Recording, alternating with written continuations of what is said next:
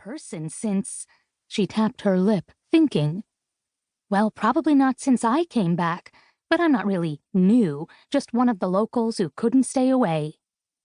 Why'd you come back? Joy couldn't help but ask.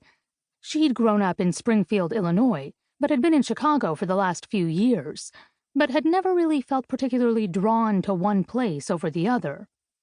Oh, well, I just graduated, a degree in studio art, and unfortunately for us artists, it's hard to make a living on painting and drawing.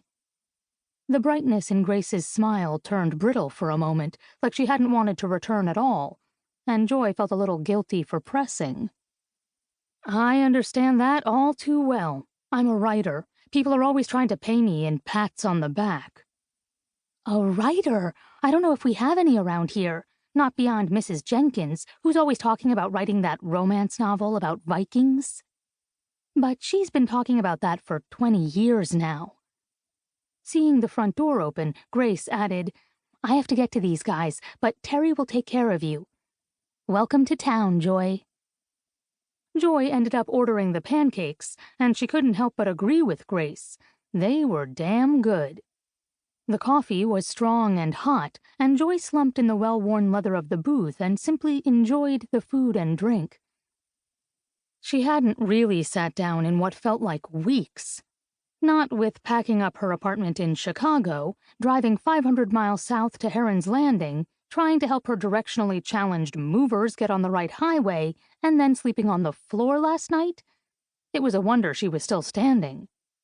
Having finished her pancakes, Joy wondered if she should go back to her apartment above Mike's general store. Yes, a real general store, and Joy had fallen in love with it the moment she'd stepped inside it. But there was nothing there. She couldn't unpack, she couldn't set up her new bookshelves, she couldn't even cook something. She tapped her nails on the plastic tabletop, thinking. Maybe she could go for a walk. Explore the town?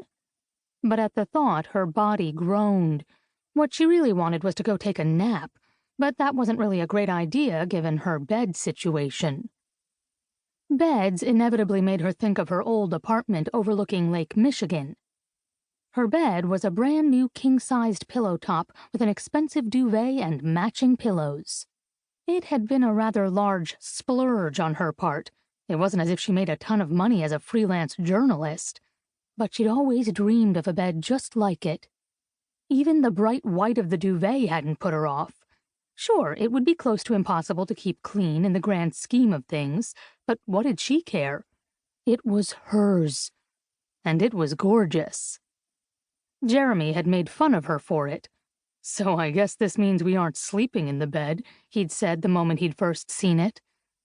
Joy had shown him how wrong he'd actually been soon thereafter. Joy bit her lip, covering how her body shivered when she thought of Jeremy.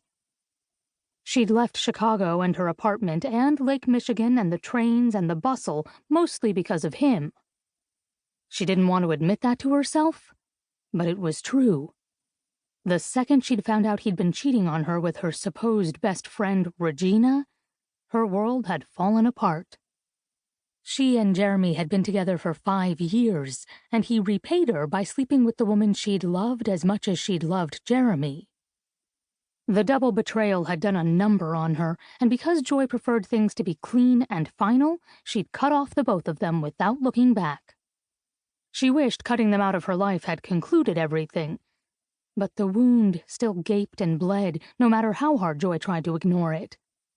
Shaking her head, she set some money on the table and got up, deciding that sitting and thinking about Jeremy wasn't going to improve her mood. She'd left Chicago for that very reason, and she refused to let his betrayal ruin this fresh start. As she made her way to the door, a man stepped in. He was tall, at least a head taller than Joy, with dark hair and dark eyes. But what brought her to attention the most was how rugged he was, with muscled forearms and a firm jaw sprinkled with stubble.